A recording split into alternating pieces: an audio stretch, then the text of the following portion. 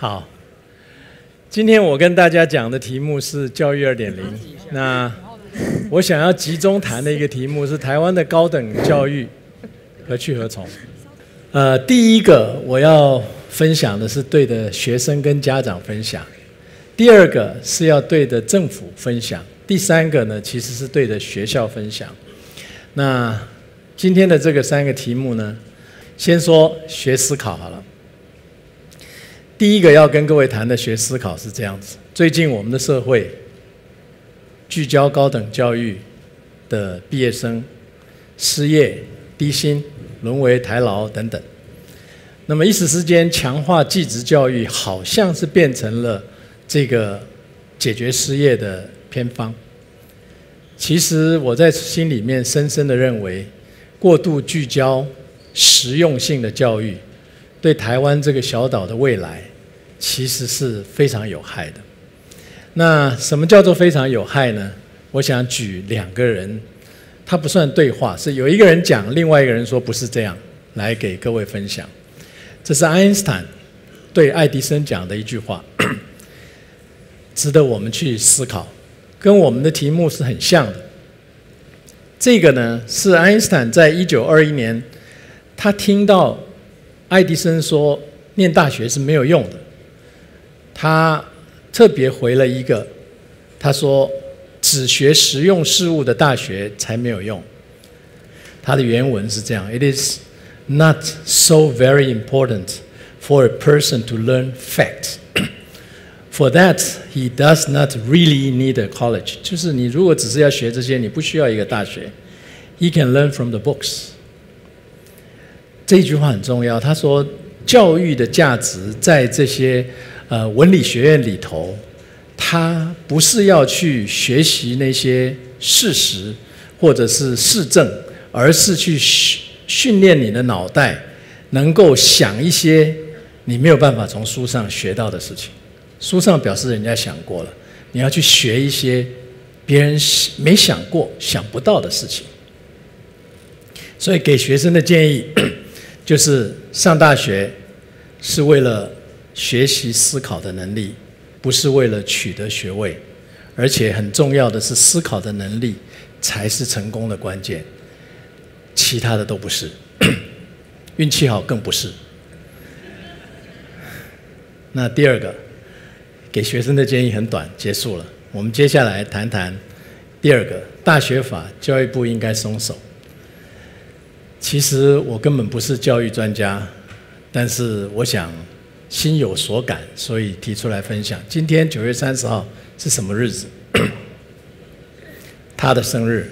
认识他的人也许1/3，我不知道。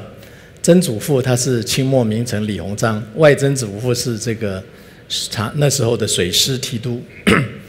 1920年9月30号他生日，生在上海的租界区天平座。他是谁？张爱玲。可是今天也是他的忌日，为什么？他不是死在9月30号。1995年的中秋节，75岁的时候，他孤单的一个人死在他洛杉矶的家。这个是他的生命的巧合。那今天我们是9月30号，这个是他在《异乡记》的手稿。那么我就用今天的这场讲话来献给他，也向他的写作理想来致敬。为什么我特别提到写作理想？因为我很喜欢这句话。这个是艾欧瓦的这个写作营，他在去年75周年庆的时候提出来这句话。他说：“当文字改变世界的时候，你刚好在这里。”那句话，如果文字改变世界是作家的理想，那么我们就要来问：我们台湾的现代高等教育理想到底是什么？主管的教育部，它的任务到底是什么？为什么我会问这个问题？就是 mission 是什么？如果上我们台湾的教育部的网站，你看不到 mission， 你只看到他们在做什么事，做什么事，做什么事，做什么，忙得不得了，而且是随时用 news 的方式在 update。可是我翻来翻去，我找不到教育部的 mission 是什么，没有 mission， 忙着做事。那我弟弟常常讲一句话：你很忙的做错一件事，那这个就很麻烦。所以，西元387年柏拉图的这个学院，他总共这个大学延续了900多年，在他走了以后。他当时的理想就是创造一个师生可以互相辩证思想的地方，这样子一个大学早就不存在我们这里了，早就没有了。所以，细读台湾的大学法，只看到组织细节、详细琢磨，只看到政府想要怎么管理大学，而且方法很呆板，却看不到面对未来100年，我们不是说百年树人吗？可是未来100年。我们国家教育的崇高理想在哪里？我们每天都在处理一些看起来好像是窗户破了这一类的小事情，所以更看不到不同的大学可以有机会各领风骚、自由发挥所长的可能。我们好像希望经营的大学是要长成一样的，因为他用同一个办法在管，而且私校和公立学校是用一样的模式管理，更是不太合逻辑。大学法的第1条，研究学术、培育人才、提升文化、服务社会、促进国家发展为宗旨。好，他说大学享有自治，他也特别说主管是教育部。可是我想做一件事，请各位特别注意第1条的第1个前面2个字，看起来好像这是 mission， 可是这是大学的 mission。可是如果我把这个大学这2个字改成公司，也没有什么不对啊。我的公司以研究学术、培育人才、提升文化、服务社会、促进国家发展为宗旨，有什么不对呢？没有不对。所以既然大家都可以用，那就不能叫做 definition， 这个 definitive 这个定义是错的。同时，我们大学法第5条说，大学应该定期的自我评鉴，很好。可是第5条的后面说，教育部为了促进各大学的发展，它是可以告诉你说，我要来评鉴你，所以评鉴的结果可以让你可不可以增加系所，可不可以增加招收学生等等等等。那意思就是第1条是没有用的。所以说享有自治权没这回事。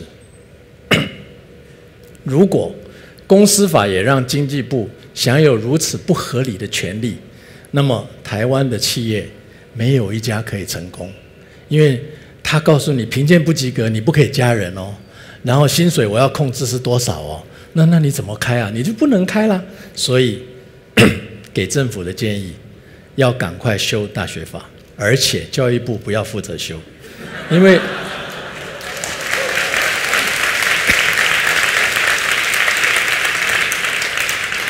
为什么不可能修？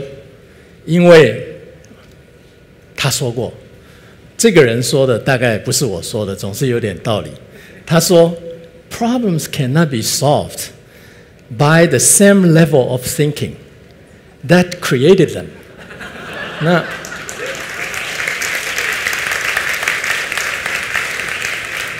所以，请容我说一个真实的故事来譬喻。这是一个在上比亚的一个沼泽的一些大象，各位可以看得到，躺在地上那个大的是一个母象，它的母象前面有一个公象在用它的这个前脚要把它抓起来，是一个小象。陷入泥淖，圈内人通常没有办法解决，因为他能想的就是这样，他越弄他越下去，自己在泥淖中挣扎，只会精疲力尽，很可怜。外力代表不同的思考的模型。这些人想了半天说，我们用个绳子就把它吊出来吧。他自己没有绳子，只有外人才有绳子，他只能自己一直踩着妈妈一直沉下去，他也一直沉下去。所以外力代表不同的思考模型，通常可以有效的，你看他就把它拖出来了。可是这个最重要，被救常常以为被害，他要逃走，所以搞了半天他又逃回去。那个时候喝阻他变成救援的必要手段。意思就是说，你看他旁边拿了一个棍子，他得把他赶回去。所以这个有的时候你要去解决一个问题，你还不能够真的太客气。有了之后，问题大到没有办法救援。你看看他们用过多少方法，派了车子来拖出妈妈，拖不出来。但是觉醒变成唯一的机会。你知道这个妈妈怎么没有被拖出来？她怎么出来？因为她看到小象已经走了，她想要跟上小象，所以那个时候她产生了她原来没有的力量。她本来就有，可是她那时候没有用到的力量，她自己整个人挣扎出来。所以这个感人的故事，我一直想象它可不可以变成母象式教育部。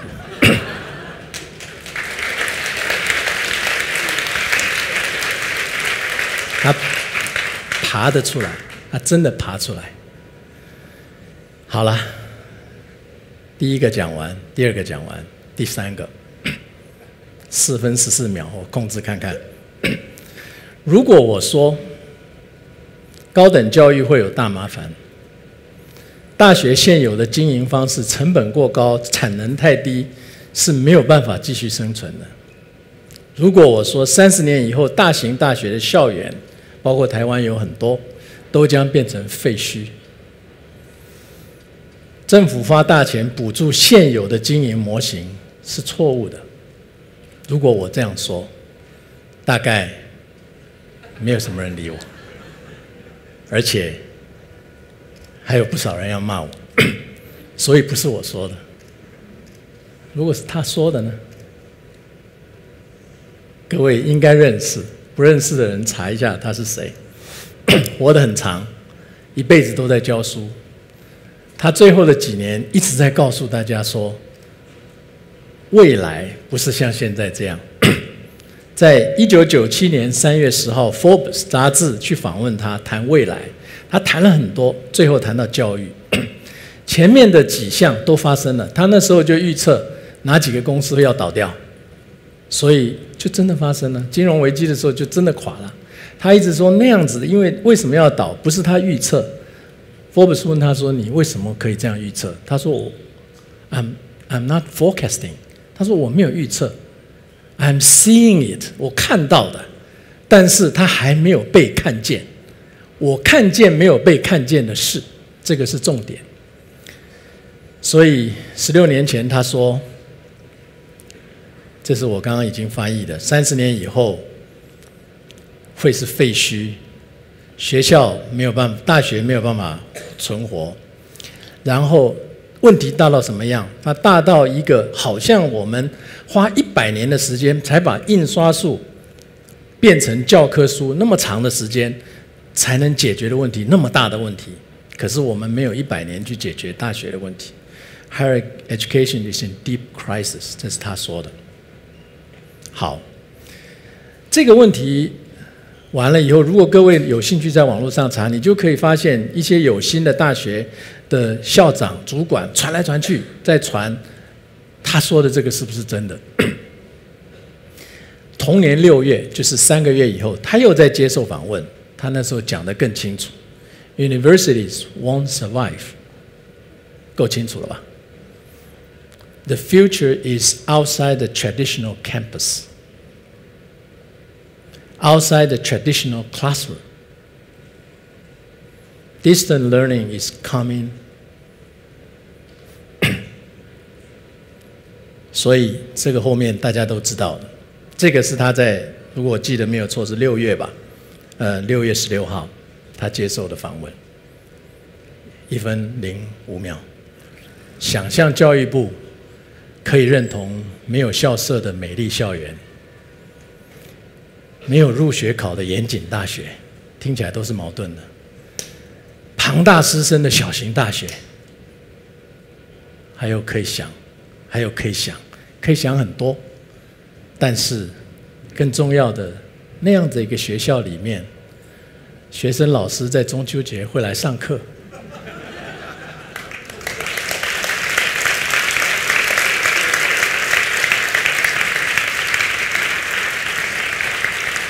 匆匆忙忙的赶车，把想讲的跟各位分享了。我相信有很多很幼稚的地方，但是最后的18秒，我很想跟各位说，其实刚刚听起来有很多像玩笑话的地方，说不定有一些值得在座用点力气，以你们的影响力，以你们的想象力，其实教育2.0真的会在什么地方呈现？这个世纪呈现了很多我们认为不可能的事，像 Amazon， 像 Steve Jobs， 大概在座很多人很喜欢，都说他要做手机，人家说人家做手机做好好，你要做什么？他说我要 redefine 手机。在座各位一定有人可以 redefine 台湾的大学教育，谢谢大家。